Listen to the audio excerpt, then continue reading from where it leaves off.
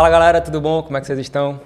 Estamos aqui para mais um episódio do nosso podcast, nosso Podfac, que é um podcast que vem para fomentar empreendedorismo, comunicação, marketing, publicidade e contar muitas histórias boas. Hoje eu estou recebendo uma figura que, enfim,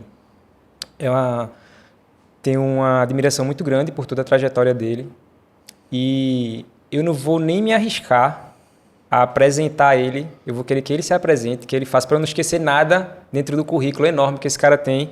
E ele é Diego Pérez. Meu amigo, e aí, Cabelex? muito obrigado por estar aqui. Satisfação receber você no nosso programa. Eu que agradeço, a honra é toda minha. Primeiro, Cabelex ou Thiago? Como você achar melhor. Parabéns pelo trabalho incrível, começo já com muito brilho. Atenção todo mundo aí, obrigado também pelo carinho de sempre, pelo respeito de sempre. Vamos aqui compartilhar muitas ideias hoje. Vamos sim. Eu sempre digo que a gente nunca é, a gente sempre está. Sim. E aí eu quero saber como está, quem é Diego Pérez hoje, o que é que você está fazendo. Eu queria que você contasse um pouco da sua trajetória, né, se apresentasse e dissesse quem é Diego hoje. Sim. Diego hoje é um cara mais conectado com o que faz feliz, mais conectado em viver de propósito, não só pela palavra que está uma moda. Eu digo sempre que propósito com vontade, sem vontade, aliás, vontades e propósito juntos, sem ação, não adianta. Propósito sem ação é só vontade. Propósito com ação é realização. Então, em busca muito de realização pessoal e profissional, não abrindo mão da minha essência, não abrindo mão do que eu acredito e não abrindo mão de ser feliz. Estou buscando novos desafios, novos aprendizados. Tem uma frase que eu gosto muito de um futurista norte-americano que ele fala o seguinte: os analfabetos do século XXI não são aqueles que não vão saber ler ou escrever, mas sim aqueles que não sabem aprender, desaprender e reaprender. Então, antes de falar de Diego profissional, eu gosto de falar de Diego ser humano, aprendendo, desaprendendo e reaprendendo sempre. Para quem ainda não me conhece, além dessas características, além de ser um batalhador, acredito muito na raça, na gana, na ação, fazedor por natureza, tenho uma fé gigante também. Para mim, querer não é poder, fazer é poder. Mas eu sou jornalista de formação, nem gosto desse nome, formação, mas só para o pessoal entender. Sou pós-graduado em gestão pública, jornalismo na Unicap, pós-graduado em gestão pública pela UPE. Boa parte da minha vida foi dedicada ao jornalismo, foi dedicada à televisão, com reportagens principalmente e apresentação no jornalismo esportivo. No jornalismo esportivo, na TV Jornal, realizei meus grandes sonhos. Cobri 2 Copas do Mundo, cobri uma Copa das Confederações, mais de 200 dias com a seleção brasileira. Depois, com sucesso no jornalismo esportivo, fui convidado para assumir a Secretaria Executiva de Esportes do governo de Pernambuco, um trabalho com os melhores indicadores da história do esporte no estado. Em sequência, trabalhei com televisão, trabalhei com marketing, com publicidade, trabalhei no Instituto do Autismo e agora estou muito dedicado a cursos, consultorias, palestras, capacitações e muita publicidade também. Eu sou da comunicação, eu sou da gestão pública e isso me faz muito feliz, isso mexe muito comigo. Eu adoro compartilhar conhecimento, adoro melhorar a vida das pessoas, não na teoria, mas sim na prática. Que massa, Diego. Então vamos lá. Essa tua trajetória, né, como jornalista, eu sei que você deve ter passado por muitas dificuldades e muitos aprendizados também, muita história para contar. E sei também que toda essa trajetória como jornalista te fez ser quem tu é hoje. Eu queria saber de você quais foram os grandes desafios que você encontrou nesse período, quando você começou, e por que o jornalismo? Eu sou filho de atleta. Meu pai foi goleiro do Palmeiras, goleiro do Sport. Nós viajamos, quando era criança, para a Arábia Saudita. Meu pai era treinador de goleiros do Al Hilal, que é o time até então que o Neymar estava recentemente, foi treinador de goleiros da seleção da Arábia, e eu cresci jogando bola, eu cresci no futebol, eu tenho futebol no sangue, e eu sempre pratiquei muitos esportes. E eu sempre gostei muito de TV também, assisti tudo, e principalmente os programas esportivos. Eu cresci vendo os programas esportivos e foi o que eu escolhi para fazer. E eu tive a oportunidade e o presente de Deus, do meu primeiro trabalho no jornalismo, ser no jornalismo esportivo, como repórter de TV. Também fiz outras áreas, também passei por programas policiais, geral, enfim. Mas o que me fazia muito bem eram programas esportivos e programas de entretenimento. No início da minha carreira, eu trabalhei 3 anos de graça, Thiago. Caramba. Não indico a ninguém, mas também não me arrependo, porque ninguém me obrigou a isso, mas eu sabia que era uma escolha que eu tinha que fazer ali, porque eu estava ainda no segundo período da faculdade, nem tinha pago TV na faculdade. Eu estava aprendendo ainda na prática como se fazia, e aí eu me dediquei muito. E aí, eu gosto sempre de falar, eu moro em Candeias, da minha casa para a parada de ônibus 1,2 km. Então, todos os dias, andando 1,2 km para pegar um ônibus ou uma van, na época tinha van ainda, e na volta, principalmente em dias de jogos, os jogos acabavam meia-noite, que você grave o off, grave a apresentação, deixe equipamento, e você acaba 1 da manhã, 1h30 da manhã, eu estava retornando de ônibus ou de van para casa, isso durante boa parte do início da minha carreira, no mínimo por 6, 7 anos, no início da carreira. E isso me deu muito aprendizado. Eu reclamava muito, mas depois disso me deu muito aprendizado. E eu sabia onde eu podia chegar, cheguei onde eu gostaria de ter chegado, realizei meus grandes sonhos no jornalismo. No jornalismo eu fui muito feliz, muito feliz, muito feliz. E aí o jornalismo abriu portas para outras grandes situações da minha vida. No jornalismo, como eu falei, principalmente na TV Jornal, eu pude entrar no Brasil todo ao vivo, cobrindo a seleção brasileira, 200 dias com a seleção, fiz a Copa do Mundo na África do Sul, 40 dias lá, 36 dias na Copa das Confederações, 40 dias na Copa de 2014, fora os amistosos, eliminatórias da Copa do Mundo, e além dos outros projetos especiais que o programa Replay na TV Jornal trazia para todo mundo. O Replay, a gente construiu uma grande família, até hoje a gente mantém essa conexão, e foi o programa que realizou meus sonhos todos. Eu sempre quis ter apresentar um programa ao vivo e diário, e a TV Jornal, graças a Deus, e toda a equipe da TV Jornal, um abraço, me proporcionou esse grande sonho. E por causa do sucesso do jornalismo, depois veio o convite para entrar na gestão pública como secretário executivo de esportes. Legal. Estou falando que só, né? Me interrompa quando você Não, quiser interromper. Pode ficar tranquilo. Vamos lá. Com toda essa tua bagagem de comunicação, com jornalismo, qual foi o momento que tu teve essa necessidade de pivotar? Porque, assim, escutando um pouco agora da tua história, Sim. E dá para entender bem o porquê o jornalismo e porquê o jornalismo esportivo. Sim. Certo? Eu não fazia ideia que seu Sim. pai era jogador, enfim. Sim. Então, dá para ver que você fala com propriedade, que você fala com muito amor.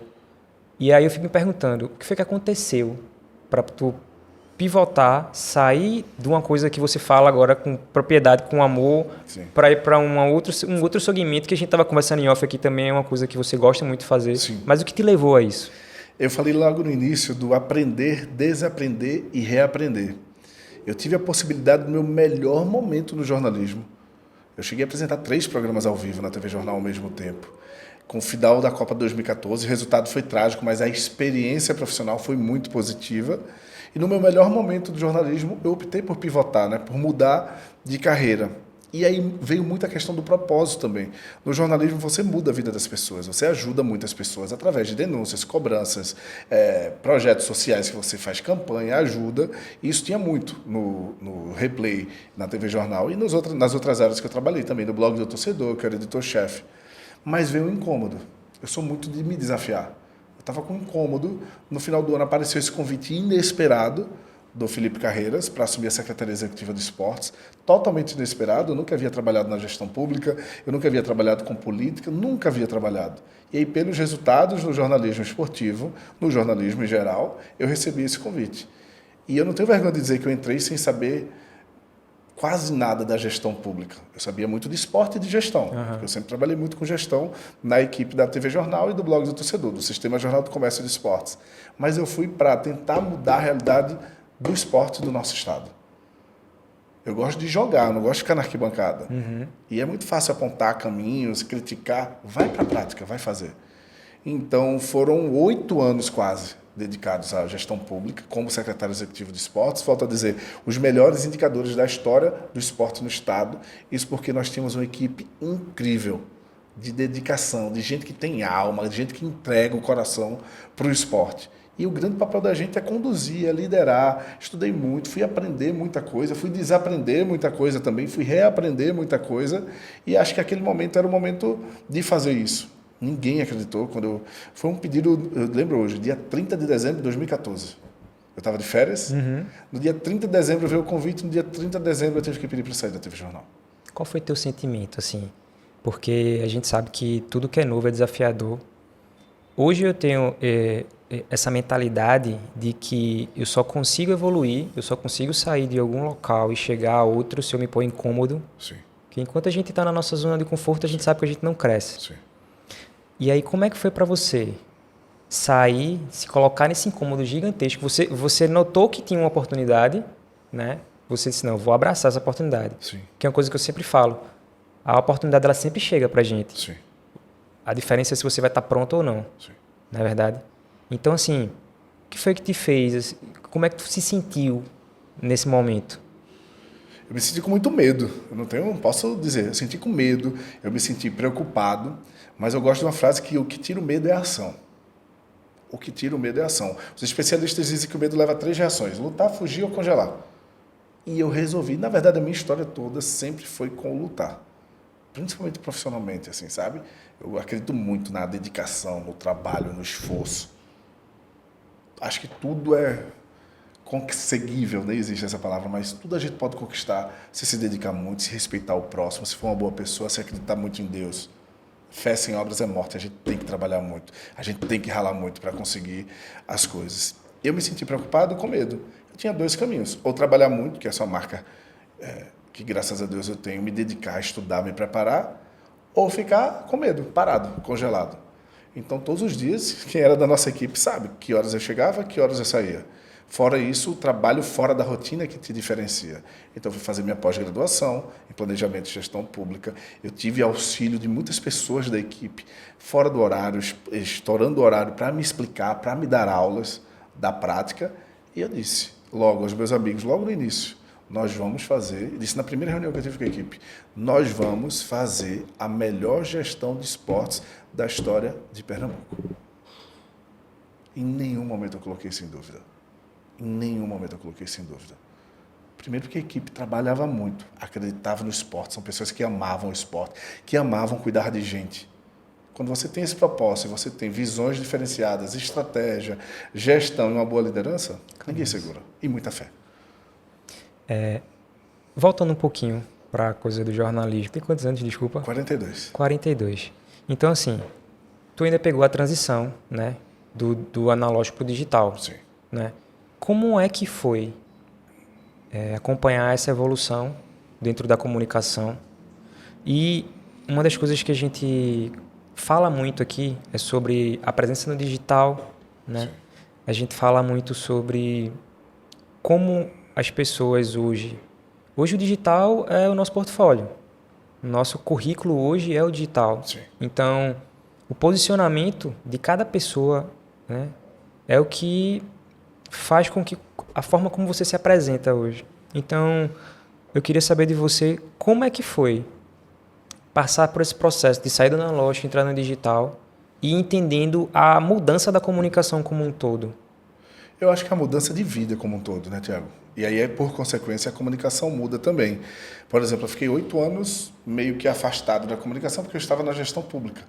E aí tem um monte de tendência, tem um monte de novidade que você tem que acompanhar ou tem que enxergar além. Eu gosto sempre de dizer que o líder não pode enxergar só apenas aquilo que é um bom gestor, mas aquilo que pode ser. Então, se a gente só segue tendência, a gente está repetindo coisas do passado. A gente tem que estar olhando e combinando as situações para, tipo, que possibilidades, que previsões eu posso ter aqui, que linguagem eu posso trazer aqui. Então, o Replay, o blog do torcedor, que era internet e TV juntos, já me deu muito essas primeiras noções, esses caminhos que levavam a novas linguagens. E eu tive a liberdade lá na TV Jornal de experimentar muita coisa, aliando o digital com a linguagem da TV. Acho que cada um tem seu espaço, ninguém derruba ninguém, acho que tudo consegue juntar, mesclar. O futuro é o tempo do ou, não o futuro é o tempo... O futuro não é o tempo do ou, o futuro é o tempo do e. Não é TV ou digital, não é linguagem assim ou assim. Vamos combinar, vamos mesclar isso. Então, tem as adaptações que são necessárias, tem os estudos que são necessários, mas eu não gosto só apenas de repetir, tipo, de fazer o que está todo mundo fazendo, tipo, seguir a manada. Ok, mas o que a gente pode testar para gerar uma inovação? Na época do Replay, a gente transmitia futebol de várzea ao vivo, com Ney Silva. Uhum. Recife, bom de bola, todos os finais de semana, Marcial Júnior, Haroldo Costa, uma grande equipe. 10 anos depois, o pessoal está falando de várzea agora. transmitindo, valorizando, reconhecendo. Ney, que é uma grande figura, que o futebol de várzea tem uma importância incrível para o mundo. Para o Brasil e, por consequência, para o que o futebol brasileiro representa para o mundo. Fizemos dança dos boleiros, os jogadores competindo dança. Fizemos o Anônimos Futebol Clube, que era para descobrir projetos sociais. Isso tudo linkando com a internet, linkando com o blog do torcedor. Fizemos Invadindo a Área, que era informação aliada ao entretenimento. Eu acredito muito nessa linguagem até hoje. Infoentretenimento. Para mim, essa é a tendência da comunicação, assim, disparada. Então, nós fomos testando. E, como eu te disse, a gente tem que estar reaprendendo, aprendendo, desaprendendo e reaprendendo sempre. A comunicação a cada dia tem uma novidade. É a vida. A cada dia traz uma novidade. O mundo a cada dia traz uma novidade. E quem não souber se adaptar nesse jogo, dança. Não são os mais fortes que sobrevivem. Frase do Charles Darwin. São aqueles que mais sabem se adaptar. Verdade. Uma coisa que eu gosto muito de saber é contar histórias. Eu acho que o que mais conecta a gente como ser humano é o storytelling, é a gente ouvir histórias. Tu tem alguma história engraçada, ou uma história de superação, alguma coisa que te marcou durante essa época de jornalismo? Várias. Conta uma pra gente. Várias. Ai, Deus. Deixa eu lembrar, tem várias. Incríveis, assim. Tem engraçadas. Você trabalhar com o Maciel Júnior, que é uma referência na comunicação de Pernambuco.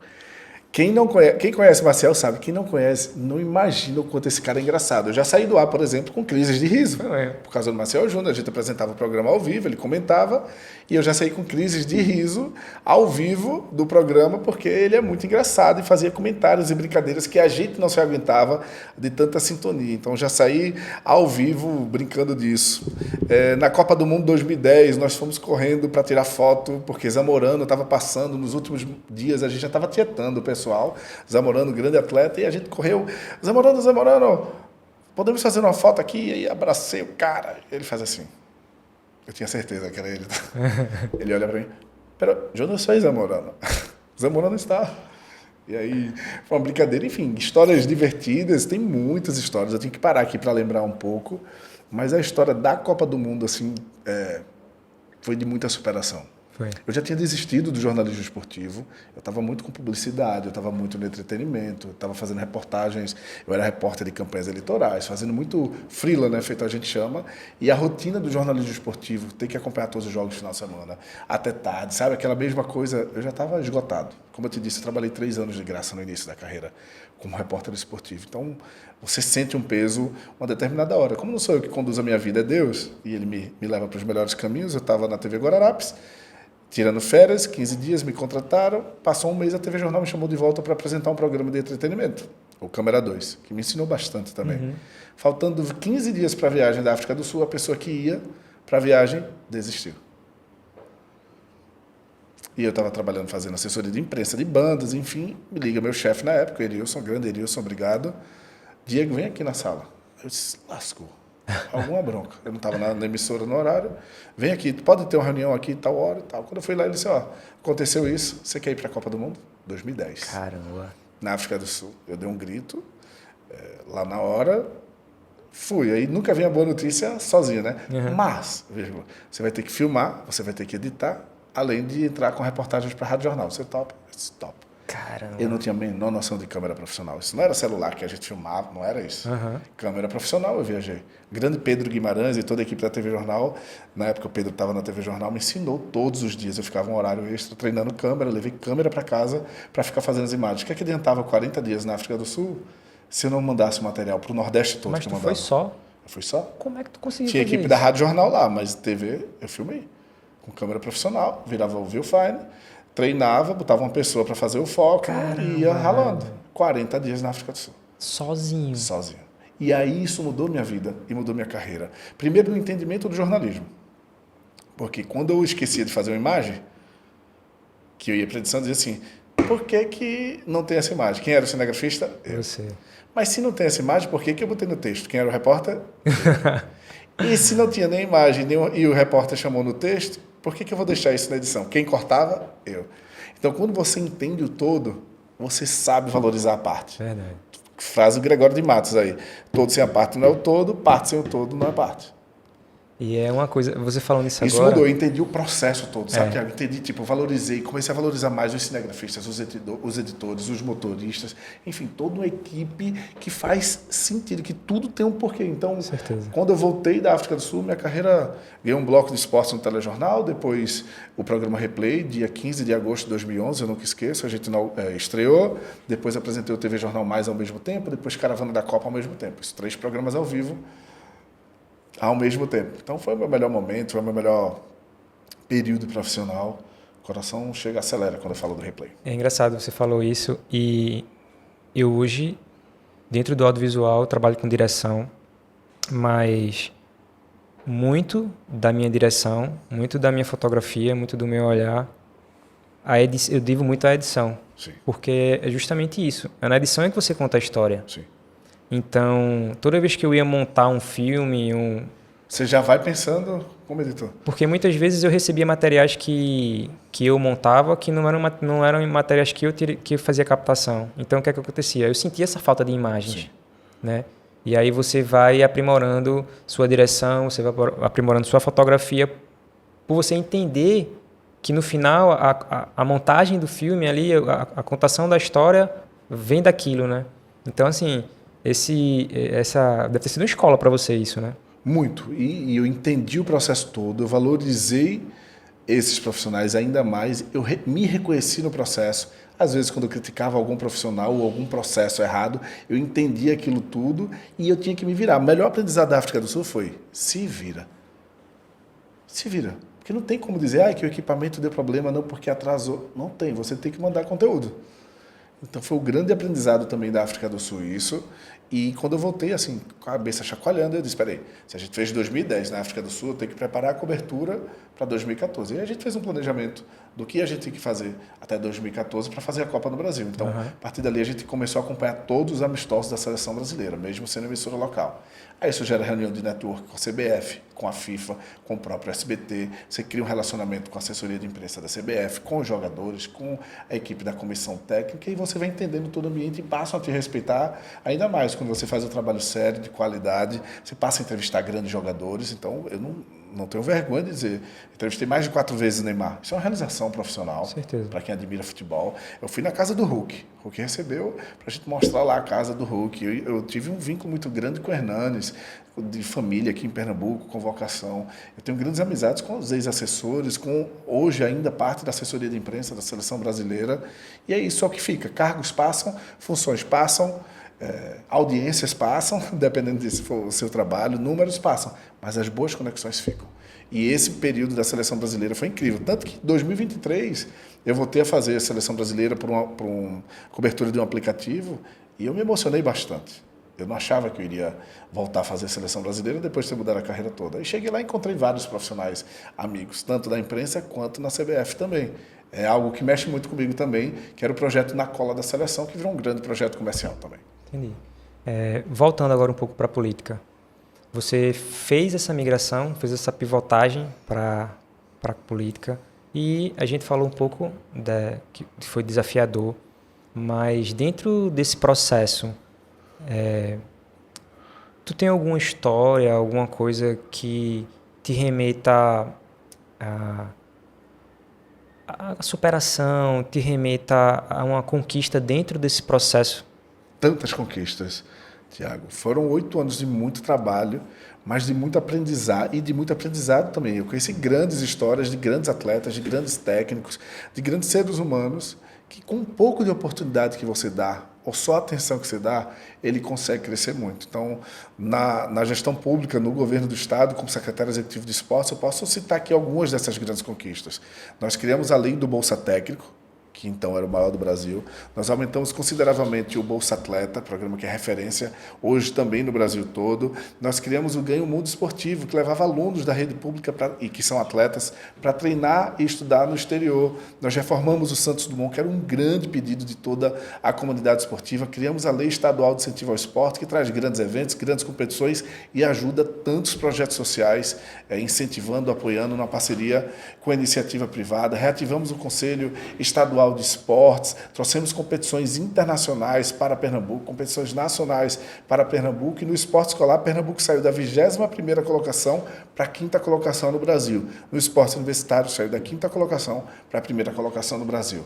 Isso, dentro de cada programa, dentro de cada ação, só fazendo um resumo, você conhece as histórias. Você falou aqui do storytelling, gera uma absorção 22 vezes maior do que uma simples informação. Eu conheci grandes histórias. Gente que treinava com pedra em Oricuri, arremesso de peso, que virou campeã brasileira e que foi para o exterior para treinar e que quando conquistou o título brasileiro passou a ganhar o Bolsa Atleta e mudou de vida. Gente que tinha casa alagada e que virou campeão mundial de beach soccer, e ele conta essa história, o grande Felipe Silva, e que mudou de vida. E quando você vê as famílias te dizendo assim, obrigado por tudo. Você vê um atleta, por exemplo, o Balotelli de Pesqueira, que chegou na Olimpíada, que começou com a gente nos Jogos Escolares. E no dia que ele foi convocado para a Olimpíada, teve um nome confirmado na Olimpíada, ele me manda um direct agradecendo por tudo. Não tem dinheiro que pague isso. Porque isso está conectado com o meu propósito. Não o propósito de modinha que está todo mundo falando, mas com o sentimento de ver a vida melhor do próximo. E o meio pode mudar. O jornalismo, um livro, um podcast, uma palestra, uma aula, a gestão pública, tudo isso ajuda a melhorar a vida das pessoas. Por que eu decidi para a gestão pública? Um impacto maior naquele período. Você consegue ajudar mais gente. Eu acabei nem finalizando lá a resposta. Você acaba melhorando, mudando a vida de mais pessoas. O alcance está mais nas suas mãos para você fazer isso. Por mais que os veículos tenham um alcance muito maior, mas você não atua diretamente num programa, numa lei, numa entrega. Entende? De material esportivo, de obras, enfim, de uma quadra. Entregamos mais de 400 quadras. Caramba. Quase 500 quadras no programa Quadra Viva. Isso é uma revolução para o esporte. Falta muita coisa? Falta. Mas entregamos também muita coisa. Erramos? Erramos, mas acertamos muito mais. E isso é um grande aprendizado. E aí, passei a entender a gestão pública, convivi, tive desafios, tive conquistas. Eu fui muito feliz também na gestão pública. E é uma marca, assim, trabalhar por muito tempo. Quase 8 anos no jornalismo, na TV Jornal, quase 8 anos na gestão pública, no governo de Pernambuco como secretário executivo de esportes, quase 4 anos na TV Guararapes, em 2 períodos diferentes. E quando você está feliz, quando você está bem, quando você tem um time próximo, você se dedica, você acaba prolongando esse tempo de trabalho. Que massa, velho. Agora vocês entendem, né? Porque eu não quis apresentar. Porque, assim, o currículo absurdo, uma história maravilhosa. E para você ver o quão é importante a comunicação. É o que eu sempre falo, é o que eu sempre reafirmo nas minhas redes sociais. Foi o primeiro episódio que a gente teve aqui com o Thiago Luna, onde a gente falou sobre o ano da comunicação, o ano do comunicador. Ou você produz conteúdo, ou você é consumidor. Ou você se posiciona como um comunicador e se torna líder do seu mercado, ou você vai virar consumidor. E aí, trazendo essa reflexão, como é que foi essa transição? Porque, assim, hoje, a gente, quando passa pelas revoluções, quando a gente está vivendo elas, a gente não sente, certo? Sim. Então, a gente teve a revolução digital, eu acho que está na pós-digital ou da inteligência artificial já, né? Como é que foi para você essa coisa das redes sociais? Porque, pela sua idade e pela minha, a gente começou no máximo... Na verdade, não tinha rede social. Acho que a primeira rede social foi a MSN, se eu não me engano, Orkut, por ali. E hoje a gente está vivendo essa era do Instagram, do Facebook, enfim. Fala para mim como é que foi para a comunicação, você enquanto comunicador, essa revolução. Eu acho que as grandes conquistas que eu tive na carreira se devem muito à comunicação também nas redes sociais. Não só na televisão, não só nos veículos de imprensa, mas nas redes sociais. Porque desde que começaram as redes sociais, eu acompanhei todas e eu tentei me diferenciar em todas. No programa Câmera 2 na TV Jornal, a gente fazia o Tweetcam depois do programa. O programa era gravado, a gente preparava um Tweetcam pós o programa, fazia o Tweet Encontro. Por exemplo, isso eu estou falando de 2010. Eu sempre gostei do Orkut, sempre gostei do Facebook, sempre gostei das redes sociais. Gostar de compartilhar, porque você se aproxima das pessoas, cada um do seu jeito, cada um no seu estilo, mas gostar também para divulgar seu trabalho, suas conquistas, mas para gerar também prospecções, conexões, qual a intenção daquele post, qual a estratégia daquele post. Tu já fazia isso nessa época? Eu já fazia. Cara, então realmente é um visionário, porque... Eu sempre acompanhei. A gente só começou a entender que as redes sociais servia como portfólio, como local de venda. Sim. há pouco tempo, né? Eu recebi muita crítica, e recebo de vez em quando. Peraí, tu posta tudo. Peraí, tu quer postar demais, tu posta muito. Tu virou blogueiro. Eu digo que sempre é um sinônimo de que você está indo no caminho bem quando começa a chamar você de blogueirinho. Com certeza. Foi até uma coisa que a gente conversou uma vez aqui em episódios anteriores e gerou até um corte. Sim. Que eu falei, né? Quando alguém chega para dizer que eu virei blogueirinho é porque tá dando É certo. um sinal de sucesso. Pois Porque é. tem gente que tá. Lembra que eu falei da gestão pública? Em vez de só apontar os defeitos como jornalista, as falhas, cobrar, eu não fiquei só da arquibancada. Eu fui pro jogo. Eu fui para a prática. Vai lá e faz. Vai lá e faz. Inclusive é o nome de um livro que mudou minha vida, do Tiago Matos. Vai lá e faz. Incrível, já dou essa dica aqui. Um dos maiores futuristas do mundo. Voltando a isso, eu também recebi muitas críticas lá no início. Críticas de amigos do trabalho. Enquanto isso, o pessoal estava vendo o bonde passar, estava na arquibancada vendo o jogo. Então, tu vai virar torcedor, tu vai virar jogador. Então, acabou. Eu gosto muito disso. Então, a rede social também é muito isso. Claro, você acerta muitas vezes, você erra muitas vezes. Fazer é poder. E a gente vai tentando, vai experimentando. O que eu nunca fiz tanto, que eu estou me cobrando mais agora, é a geração de conteúdo mesmo. Compartilhar conhecimento com CTA, com os gatilhos de venda. Sim. E aí a gente vai se cobrando, mas eu estou entendendo tudo. Acho que o TikTok, por exemplo, tem uma grande função para a educação. Às vezes as pessoas podem cobrar, mas eu acho que tem a TikTokização positiva. Hoje um aluno com essas informações todas aprende muito mais se o professor trouxer uma linguagem criativa e adequada de um conteúdo via TikTok. O infoentretenimento. Tem gente que vai só querer dançar e tudo bem, eu respeito todo mundo. Vai ter gente que vai só querer brincar, tudo bem, eu respeito. Todo mundo tem a sua opção. Mas e se puder, se os professores pensarem de maneira estratégica em criar conteúdos, e alguns fazem isso, para o TikTok ou para o Instagram, com infoentretenimento, ele vai aprender muito mais a atenção do aluno, por exemplo. Então eu gosto muito de estudar, claro, tenho minhas redes sociais preferidas, o Instagram é meu preferido disparado, e eu tento entender e aprender. Sempre do meu jeito, mas também tentando desaprender, reaprender e ir me adaptando e melhorando. Mas eu posto constantemente, já no mínimo, sei lá, desde que as redes sociais surgiram. Só que eu tive uma grande dificuldade, que eu sinto peso até hoje. Eu fui ter computador só no ano 2000. O meu primeiro emprego remunerado foi no site Sportnet, que é um site que ganhou o IBEST na época, falando do esporte, que eu aprendi muito também. E eu não tinha computador em casa. Então, andava 1,2 km, pegava uma Kombi, ia para a Lan House para poder enviar a matéria para o portal. E esse peso, esse déficit lá atrás, eu carrego ainda um pouquinho até hoje. Mas eu estudo, eu me dedico. O que eu não gosto, assim, o que eu não entendo muito, não tenho problema nenhum de dizer e eu delego. Eu li recentemente 2 livros que deram a luz nesse caminho, que até motivaram minhas mudanças profissionais. Cabeça de Campeão e O Óbvio que Não Falamos, acho que é isso o nome. Que ele diz o seguinte, óbvio que ignoramos. O Óbvio que Ignoramos, desculpa. Que ele fala desse ponto de a gente fica querendo melhorar no que a gente não é bom, no que a gente é ruim, no que a gente não tem habilidade. Formidável esse livro, né? E esquece de masterizar, de maximizar o que a gente é bom.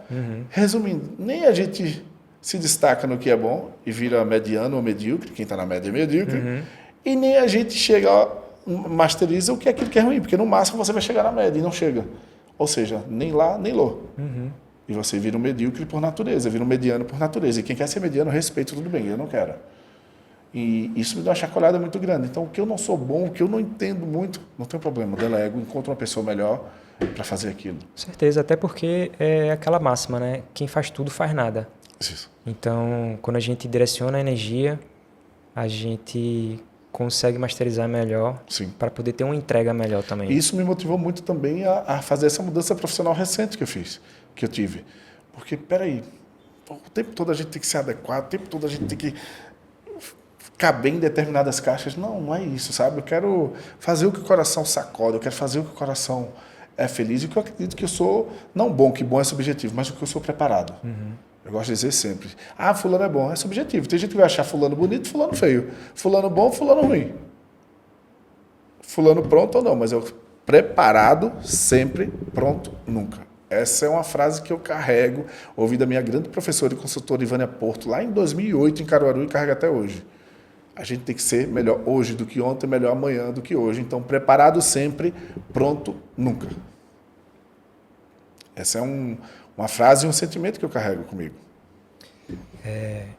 Puxando agora essa tua deixa, como é que tá agora, Diego, nessa fase, né?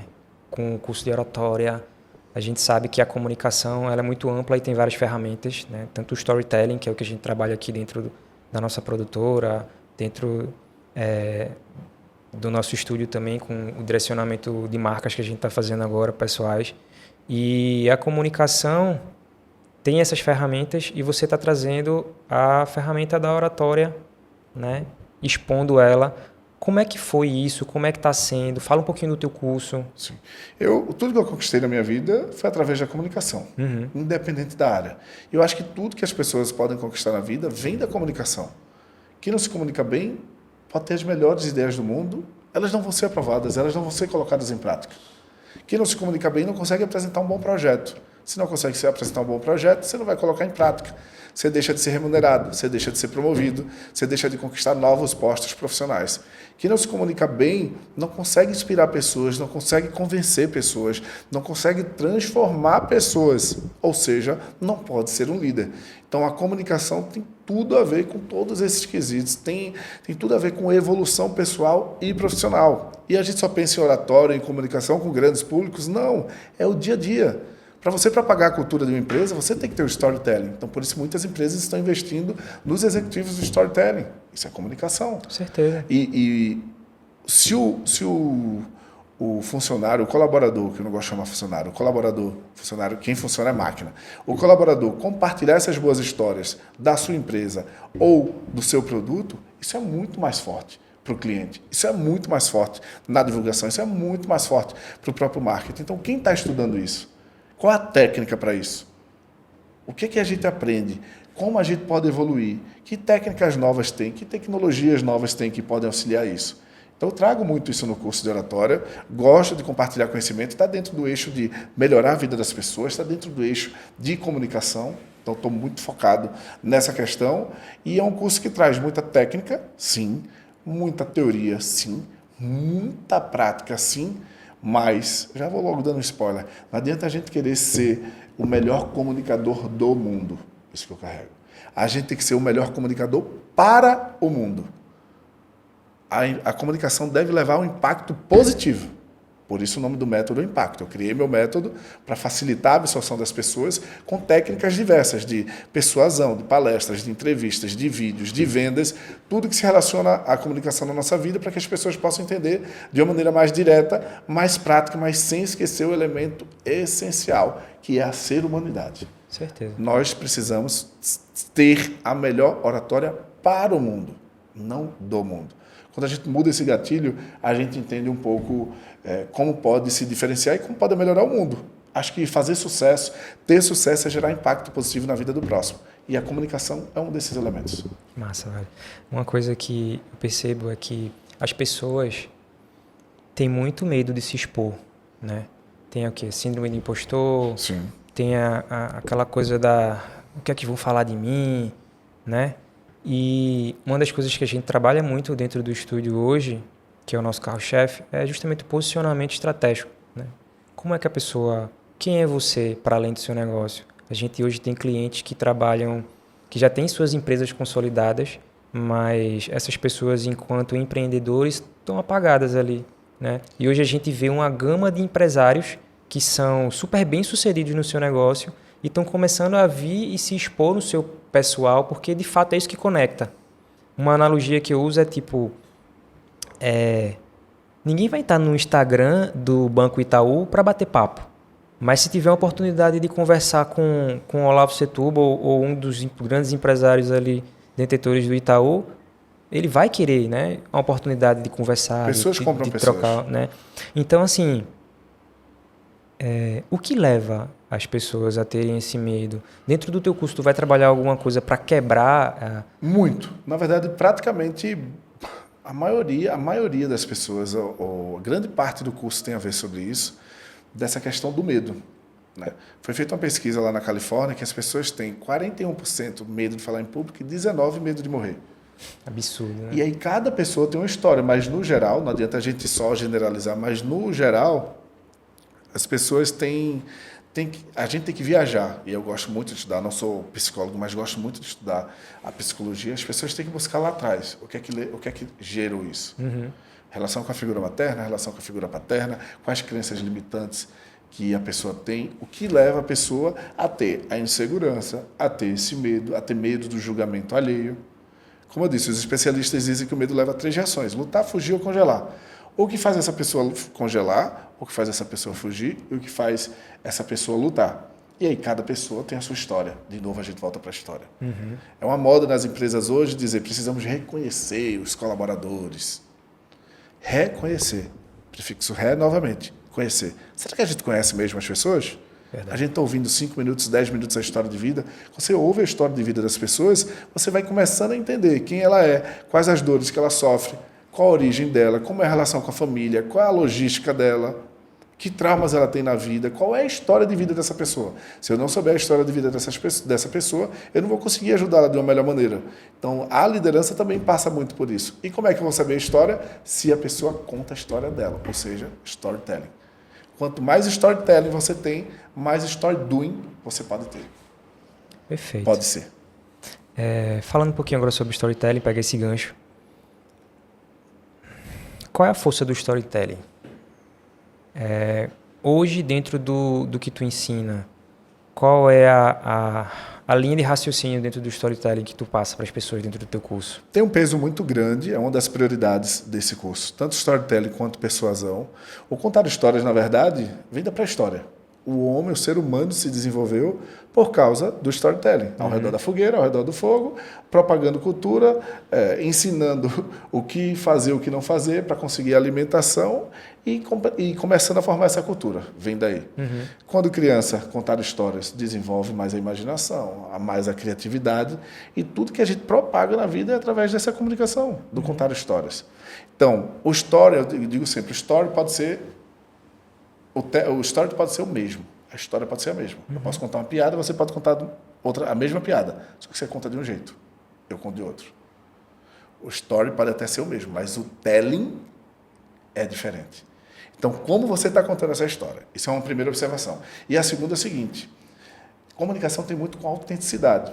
Eu odeio ir para um programa, ou para uma entrevista, ou para uma palestra e só repetir o que os outros dizem. Certeza. Muitas vezes sem dar crédito. Hoje é o que está acontecendo muito no meio digital. E aí, tem algo mais autêntico, autoral ou verdadeiro do que a sua história? O seu story, só você tem. Verdade. Quem é que vai contar melhor a sua história? Você. Porque o quê? Verdade. Coração. Mandela dizia: não se dirige ao cérebro das pessoas, se dirige ao coração. Então, não tem mais verdade do que você contar a sua própria história. Então, o storytelling é muito isso. Ela dá alma aos dados. Como eu falei aqui, 22 vezes maior a conexão do que uma simples informação. Cinema, história, jornada do herói, vale para tudo. Nossa vida, jornada do herói, novela. Por que o brasileiro gosta tanto de novela? Porque você está projetando nas outras histórias, está projetando a sua vida. Se você me der aqui muitas estatísticas, contando muitas estatísticas e tal, eu vou tentar transformar esse dado num contexto, numa história. Você dissolve essa estatística numa história. Então, você está trazendo esses elementos para a sua história, você mostrou o cenário, você mostrou os protagonistas, você mostrou os vilões, você trouxe detalhes para dar credibilidade, para dar essa especificidade. E aí depois eu vou para a performance do contar a história. Mas o primeiro, contar histórias, é muito forte. Eu trabalhei recentemente com uma pessoa, e meu trabalho era muito de ouvir essas histórias, que eu disse assim: e o pessoal diz que tu é o quê? Qual a tua preocupação? Não, o pessoal diz que eu sou muito durona. Aí eu tenho esse tempo de qualidade, eu ia conversando. Essa pessoa conversou que morava na rua e chegou a catar lixo para poder sobreviver, e comer lixo para sobreviver. Opa. Tem gente que vai querer só ouvir que ela é durona. Quando eu entendo isso, para poder sobreviver e ajudar a irmã dela mais nova. Quando eu entendo isso, acabou. Que tipo de ação eu posso fazer para essa pessoa? Qual tipo de afeto que ela precisa? Qual tipo de vínculo que ela precisa? A gente precisa ouvir. Claro, estou dando curso de oratória, mas quantos fariam o curso de escutatória? E comunicação sem escuta? Verdade. É quase zero. Não flui. Não importa. Então, quando você escuta a história, voltando ao storytelling, tudo muda. tudo muda. Se a gente passar um tempo aqui, eu conversar e te entender, conhecer a tua história, tenha certeza que a gente vai criar planos para melhorar, vou entender melhor você. Eu posso não concordar, mas eu te entendo, eu respeito. Entendi. O que eu não conheço, eu não entendo e eu não respeito. E esse é o grande problema das empresas, esse é o grande problema das pessoas. As pessoas não querem ouvir as histórias, não querem entender o próximo. Então tem a parte técnica, mas também tem esse lado muito humano que eu gosto de mesclar. De uma maneira básica, contar histórias. Aí tem as regras, a regra do 3, que é a regra de ouro da comunicação, tem a teoria do balde, que é para as entrevistas, tudo isso dia 12 de abril no Maranta Executive, em Boa Viagem, neste sábado, convidadíssimas para o nosso curso de oratória. Inclusive, eu recebi o convite do Diego e fiquei lisonjeado, porque já fazia um tempo que eu estava querendo melhorar a minha oratória. Eu já estudo comunicação e storytelling já há bastante tempo, por conta do audiovisual, por conta das nossas produções, mas a ferramenta da oratória, a ferramenta da oratória dentro da comunicação, que é, enfim, surreal, né? E aí foi um grande presente, eu fiquei muito feliz com o convite. Qual vai ser a data mesmo, Diego? 12 de abril, neste sábado, no Maranta Executive, hotel em Boa Viagem, na Domingos Ferreira. Clique no link, garante sua vaga. É isso aí. Já fiz o CTA aqui, eu estou aprendendo, A gente estava falando sobre storytelling, e aí você falou um pouco sobre persuasão. A gente estava conversando em off aqui, né, que eu estava falando que eu li o livro Armas da Persuasão. Estou lendo ainda. Incrível. E impactou bastante dentro do meu entendimento. Por quê? Porque eu entendi, depois que eu li esse livro, eu aprendi a usar as técnicas, certo? De forma sadia. Sim. Porque a gente sabe que as pessoas usam, na grande maioria, de uma forma... Como tudo, tem pessoas que escolhem opções boas e opções que não são boas. E aí eu acho que o que eu mais aprendi com isso foi a me defender. Porque depois de estudar, depois de ler o livro, eu aprendi que eu já passei por muito desses... Já fui alvo. Já fui alvo muitas vezes. Então, assim, conta um pouquinho também para mim a correlação da oratória com a persuasão. A persuasão está ligada diretamente a convencimento. Vários especialistas americanos e grandes empresários estão estudando mais agora, estão se dedicando mais à persuasão, porque sem persuasão não há convencimento. Sem convencimento, sem persuasão não há inspiração. Sem inspiração e sem convencimento não há transformação. Não há engajamento de equipes. Se não há engajamento de equipes, o resultado não vai ser o ideal. Então, persuasão tem a ver com liderança, tem a ver com resultado, e não pode alcançar, a gente não pode alcançá-la sem ter a comunicação. Então, tem muitas técnicas. A Armas da Persuasão traz esses princípios que são essenciais a gente, pelo menos, conhecer. Sim. E um outro livro que eu indico se chama Manual de Persuasão do FBI. Manual de Persuasão do FBI, que traz dicas bem práticas. E eu gosto de trazer isso numa linguagem diferente. Posso dar um spoiler aqui também. Eu chamo da síndrome de Silvio Santos. Silvio Santos já faleceu, mas deixou um grande legado na comunicação. E Silvio tem uma técnica de persuasão incrível, porque ele conduz o programa, ou conduziu o programa, muitas vezes só repetindo o que a pessoa falava. O termo correto, que os especialistas chamam, é declaração empática. Mas eu gosto de chamar de síndrome de Silvio Santos. Eu estou te perguntando aqui uma coisa e você me responde. Tipo, Tiago, você nasceu onde? Eu nasci em Recife. Ah, legal. Quer dizer que você nasceu no Recife. E você faz o que lá?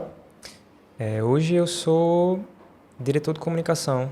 Quer dizer que você é diretor do Recife. Você é o Tiago, diretor de comunicação e nasceu no Recife, é isso? Isso, correto. E o que é que você gosta de fazer nas horas vagas? Puxa, eu gosto muito de correr, gosto o esporte, de praticar esporte em si. Então quer dizer que você é o Tiago, que nasceu no Recife, você é diretor de comunicação e gosta de correr e praticar esportes? Com certeza.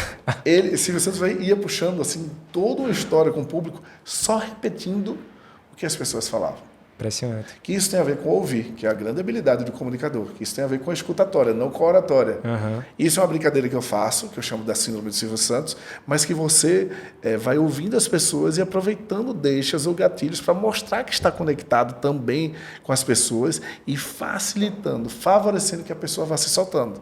A partir do momento que ele diz, quer você que corre? Eu adoro correr, Silvio. E aí, então você gosta muito de correr e você treina quantas horas por dia? E ele vai puxando só pelo que você está falando. Isso é uma técnica de persuasão chamada declarações empáticas. Você está falando aqui comigo, eu estou balançando a cabeça. Quer dizer que você vai puxando ganchos da própria conversa do outro e repetindo. Que massa. E isso vai gerando uma comunicação melhor, uma persuasão melhor. Perfeito. Para vocês verem, tá? O que aguarda você que quer participar desse curso Diego tá aqui, falou quase nada, só pequenos spoilers, e aí você já consegue ver o tamanho e a proporção do que você vai estar aprendendo nesse dia. Tem a síndrome do molejo também. Qual é essa? Você gosta de pagode? É da época do pagode? Já. Como era aquela música do molejo que fazia? Pode quebrar o pescocinho pro lado, vai, vai, vai, vai. Pode quebrar o pescocinho pro lado, vai. Isso é uma tática de persuasão. Os estudos, a ciência mostra que quando você mexe um pouco, inclina um pouco a cabeça, ao estar ouvindo a outra pessoa, você estabelece uma conexão maior. Impressionante. Aí eu gosto, em vez de trazer termos técnicos, eu gosto de chamar da síndrome do molejo. Que massa. Diego, se tu fosse dar uma dica, né, para quem precisa melhorar a comunicação, para quem precisa melhorar o seu posicionamento, qual seria a dica que tu deixaria para essa pessoa? Mentalidade. Vai entender por que você tem determinadas travas, tem determinadas limitações. Técnica se aprende. E para evoluir nessa questão de mentalidade, livros, estudos, especialistas, psicólogo, terapia, psiquiatra, o que você puder. Quem não sabe de onde veio, não sabe para onde vai. Essa frase eu uso bastante. Quem não sabe de onde veio, não sabe para onde vai. E ao mesmo tempo, Alice no País das Maravilhas. Quem não sabe para onde vai, qualquer lugar serve. Perfeito. Então define o que quer. Ok, pode ter ajuste, pode ter mudança, pode pivotar, mas segue, vai fazendo. Então, é fazer mesmo. Feito é melhor que o perfeito. Aí eu mudo essa frase, que é lá do Facebook. O feito bem feito é melhor que o perfeito nunca feito. E aí, comunicação é muito de prática. Ok, vai fazer, não vai estar tão legal. Faz e melhora, faz e melhora, faz e melhora, faz e melhora. E busque especialistas, busque mentoria, busque treinamento. Tudo é treino. Leitura. Leitura, estudo, mentoria, consultoria, palestra, cursos. São técnicas, é prática. Certeza. Se você quiser treinar bem, você vai achar que vai surgir esse tom e vai correr bem do nada, não vai ser assim. É impressionante você falar Você isso. tem o movimento do pé, você tem o movimento da mão, você tem a Certeza. questão da hidratação, você sabe o tempo de repouso, você tem a fisioterapia. Você tem que buscar isso. E por que comunicação tem que ser diferente? É treino, é preparação. Com certeza. É engraçado tu falar isso porque eu sempre, mesmo trabalhando com comunicação há muitos anos, eu sempre tive uma trava de me comunicar, por exemplo, de frente a uma câmera, de Sim. abrir uma câmera do celular e falar. E primeiro eu me resolvi psicologicamente, né, entendendo que não tem nada de mais fazer isso. Mas eu percebo que, como você falou, quanto mais eu faço, quanto mais eu treino e quanto mais eu uso as técnicas que eu venho estudando, eu consigo melhorar a minha comunicação. O fazer já é um grande avanço. O fazer já é um grande avanço. O pessoal acha, Diego trabalhou com TV, então tem facilidade. Não, a gente erra, a gente tem dificuldade, a gente demora que só, a gente tem limitação, Com certeza. a gente tem medo, a gente tem vergonha. O que é que o pessoal vai falar de mim? Tem essas perguntas. Como é que você resolve isso? O que tira o medo é o quê? Que eu falei? A ação. O que tira o medo é a ação. O medo é do tamanho que a gente vê. Eu chamo que o medo é a fé invertida. É a fé ao contrário. Fé é o firme fundamento das coisas que se espera, é a prova daquilo que não se vê. Você nem viu e materializa. O medo é esse jeito, só que invertido, para o lado negativo. E a fé sem obras é morta, está lá na Bíblia. O medo com obras, já que é invertido, é morto. Então, medo, o que tira o medo é a ação. Faz e melhora. Agora, também não é só a repetição. Foi bom que você falou a parte técnica. Isso. Eu sou de humanas, mas na matemática, 10 vezes 0, 0. A repetição pela repetição num treino, você pode sair lesionado. Certeza. Se não tiver orientação, Se não se não tiver tiver a técnica, se não tiver alongamento, se não tiver o condicionamento. Você vai na academia, repete 10 vezes, aí isso eu trago para o processo, gestão. Se você faz um processo muitas vezes errado, ele não vai melhorar porque você repetiu. Fundamento do futebol. O cara precisa cruzar melhor. Então, bota 1000 cruzamentos por dia. Se ele tiver o movimento do pé errado, se ele tiver o movimento corporal errado, ele não vai repetir. Ele não vai acertar. Não vai melhorar. Vai só repetir o erro, né? Só vai repetir o erro. 10 vezes 0 é 0. A boa repetição, sim, é que gera boa solução. Perfeito. A gente está aqui com quase 1 hora de programa. Quando a conversa é boa, a gente nem sente passar. Fica né? tranquilo. E é isso. Eu queria te agradecer mais uma vez pela presença. Queria dizer que foi uma tarde maravilhosa para mim. Aprendi bastante. Ter essa conexão, estar mais próximo, te conhecer um pouco melhor, a gente poder afinar mais essa nossa relação que está se iniciando agora. E eu queria que tu deixasse para quem está assistindo a gente aqui, onde as pessoas podem te encontrar, tuas redes sociais, teu contato. Queria uma coisa que eu esqueci de falar com você. Hoje, dentro do que tu faz para empresas, Quais são os serviços que tu faz? Palestras, cursos e consultorias. Eu tenho feito tanto de empresas, quanto eu tenho feito para prefeituras e secretarias de prefeituras também. Então, eu gosto muito desse eixo da capacitação. A melhor maneira de você aprender é ensinar. Você ensinar algo a alguém é uma responsabilidade imensa. É alguém que está comprando um ingresso, é alguém que está parando um momento da sua vida cheia de dor, cheia de correria, para te ver, para aprender com você.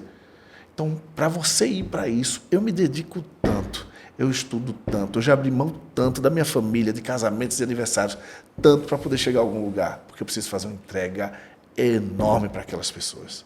Sabe? Não é só técnica, não é só teoria, é prática, é emoção, é história de vida que você tem que fazer a pessoa pelo menos 1% melhor. Se você fizer aquela pessoa que foi lá te assistir 1% melhor, sair dali 1% melhor, você está com o seu propósito confirmado. Propósito é a palavra da moda, mas eu gosto sempre de prezar por legado. Eu gosto de deixar um legado por onde eu passo. Eu quero deixar um legado na minha vida. E legado é diferente de herança. Herança, quanto mais você divide, menor ela fica. Legado, quanto mais você divide, maior ele fica. Então, se a cada entrevista, se a cada palestra, se a cada capacitação você deixar um pouco de inspiração, de informação, de entretenimento, de felicidade, de conhecimento na vida daquelas pessoas, meu propósito está lá. Propósito sem ação é só vontade. Propósito com ação, realização. Legado. Eu sou um cara de legado, eu gosto de deixar legado e impacto positivo na vida das pessoas. E eu te agradeço demais, eu estou aprendendo sempre com toda essa turma. Teu trabalho é incrível, o grande amigo Felipe Barão falou muito bem de você. E o quanto a gente puder comunicar, o que a gente está fazendo aqui é comunicação. Com certeza. Para ensinar, para entreter, para informar, para inspirar as pessoas, melhor. Eu estou aprendendo aqui, aprendi com vários processos, eu estou aprendendo contigo, eu estou aprendendo com tuas redes sociais, que são incríveis, cada vídeo incrível. Obrigado. Com a tua disposição de treinar, com as tuas fragilidades, você contou agora de mentalidade, a gente vai aprendendo. Com certeza. Vulnerabilidade conecta, é outra estratégia também de comunicação. E eu acho que para além de uma estratégia, eu acho que a gente tem que ser mais realista, né? Porque Sim. hoje em dia nas redes sociais todo mundo vive uma coisa imaginária e esquece de falar a realidade. É por isso que eu acho que tem tanta gente doente ultimamente, né? Porque as pessoas acham que a vida da outra é perfeita. E muitas vezes não é. Então, eu faço questão de, às vezes, compartilhar quando a coisa não está legal também. Porque somos de verdade, somos de carne e osso. E vulnerabilidade não é o oposto de força. Isso é que mexe muito com as pessoas. Não é o oposto de força, não é o contrário de força. Pelo contrário, quando você se diz vulnerável, mostra vulnerável, você tem uma força muito grande de contar isso. Está na Bíblia também. Quando eu sou fraco é que eu estou forte. É isso. E aí, passando para o ponto de vista de comunicação, de storytelling, de estratégia, as vulnerabilidades conectam. Eu li ano passado todos os livros, ano passado todos os livros da Brené Brown. Todos, são 6. Meu Deus, o quanto tempo que eu perdi de ler essa mulher. Que é a coragem de ser imperfeito. Ela fala sobre a imperfeição, o medo que a gente tem da imperfeição, quanto a perfeição atrapalha a gente. Fala sobre medo, sobre coragem, sobre vulnerabilidade. Mas será que a gente cresce só ouvindo vantagens? Eu estou me estendendo no tempo aqui, mas a gente cresce numa mesa de família onde todo mundo só conta acerto. Verdade. Aí cresce com os alunos do colégio onde só conta vantagem. Aí vai para um barzinho, vira adolescente, todo mundo só conta vantagem. Na universidade, todo mundo só conta vantagem. Vira um adulto, todo mundo só conta vantagem. E aí ninguém diz assim, poxa, hoje eu tive um dia ruim. Hoje eu falei nisso. Hoje eu errei nisso. As pessoas crescem vendo os outros sendo super-heróis. E quando você cresce e vê que o mundo real é diferente, isso gera um choque na sua cabeça. Esse choque vira ansiedade e essa ansiedade pode virar depressão. Então, que tal a gente contar? Hoje eu falhei, hoje eu errei, hoje eu fiz um AM, hoje eu me dei mal, o jantar do me dei mal, o almoço do me lasquei. Não, a gente só cresce vendo que toda a nossa família é de super-heróis, que os nossos amigos são de super-heróis e que a nossa vida adulta é de super-heróis. Quando você chega na vida adulta, você vê que todo mundo erra, falha, mas ninguém tem a coragem de compartilhar. Isso no ambiente organizacional é muito ruim, porque ninguém pode errar. Um acerto gera um feedback de 1 segundo. Um erro, um feedback de 10 minutos. Para mim, isso é trogloditagem. E aí, o estudo que o Google fez com 180 times organizacionais chegou a um principal elemento de sucesso desses times. Chama segurança psicológica. De uma maneira resumida, ter vez, voz e paz. Ou seja, contar vulnerabilidades, mostrar vulnerabilidades, ter voz e vez dentro do seu ambiente organizacional. Isso você pode puxar para todos os ambientes de trabalho. Certeza. Todos os ambientes de trabalho. Você falou um ponto que eu acho crucial, que é a coisa do propósito. E aqui, dentro do que a gente faz no estúdio, com relação ao posicionamento estratégico das pessoas, é muito gratificante a gente pegar uma pessoa que ele é um monstro dentro do que ele faz de conhecimento, de sabedoria, mas ele não consegue reportar isso para a comunicação digital dele. Então, quando a gente traz essa pessoa que tem uma bagagem enorme e dá essa voz para ele dentro do digital, com um direcionamento fotográfico, audiovisual, com um funil de criativos específico para ele trabalhar e, enfim, até criar infoprodutos, é isso. Eu sinto isso que você falou, sabe? Fortalece, né? Do propósito de dizer assim, caramba, eu consegui ajudar uma pessoa que teoricamente nem precisava de ajuda porque ele já é um monstro, já sabe muita coisa, mas assim, ele estava sentindo falta daquilo. Sim. Porque assim, a gente sabe Às que... vezes ele nem teve a oportunidade de sentir aquilo, porque Pois entra na vida do automático, na vida Zeca Pagodinho, deixa a vida me levar, a vida leva. Porque não sentiu, não foi educado, não teve um ambiente familiar que ele podia conversar, que poderia se mostrar vulnerável, sensível, não tem a liberdade de dizer o que ama ou o que gosta. Talvez isso possa ter interferido na própria definição de propósito. E tem gente que é adulto e que nem sabe qual é o seu propósito, o que é bem preocupante. Mas assim, o que eu estou falando que acontece muito com a gente aqui é que muitas vezes essas pessoas não têm o entendimento real como funciona o digital. Sim. Então, assim, esse trabalho que a gente faz aqui e depois a gente vê esse processo feito, a pessoa chegar para depois o ciclo da comunicação, né? Quando chega o feedback, aí a pessoa diz, caramba, velho, o trabalho que vocês fizeram com a gente aqui realmente mudou minha vida. Isso inspira muita gente. As pessoas começaram a ter uma percepção totalmente diferente do meu trabalho, porque agora eu realmente consigo comunicar o que eu faço e vocês ajudaram a gente a chegar lá. Então, assim, é nesse momento que eu digo, caramba, todo o meu trabalho está valendo a pena. Ou seja, quem se comunica melhor é mais feliz. Perfeito. Então é isso, Diegão. Muito obrigado. Obrigado. Foi uma satisfação, um prazer te receber aqui. Deixa pra galera aqui tuas redes sociais, fala como as pessoas podem te achar, fala sobre o curso. Primeiro, que Deus te abençoe, Amém. te faça prosperar, crescer e ajudar muita gente também, Deus quiser. Independente do meio aí que você escolha. Parabéns por essa estrutura, parabéns por toda Muito a equipe, obrigado. toda a dedicação da equipe. Quero aprender muito ainda contigo, quero me conectar muito ainda contigo, independente de trabalhos e de ser profissional ou não. Muito obrigado pela oportunidade de eu estar aqui. Você agradeceu, eu que agradeço. Aqui eu estou num espaço que é muito reconhecido, com um profissional que está recebendo muitos elogios de todos. E eu estou podendo falar um pouco da minha história, a gente falou de história, um pouco dos meus trabalhos, mas o mais importante aqui é a nossa conexão e a conexão que a gente pode gerar com novas pessoas.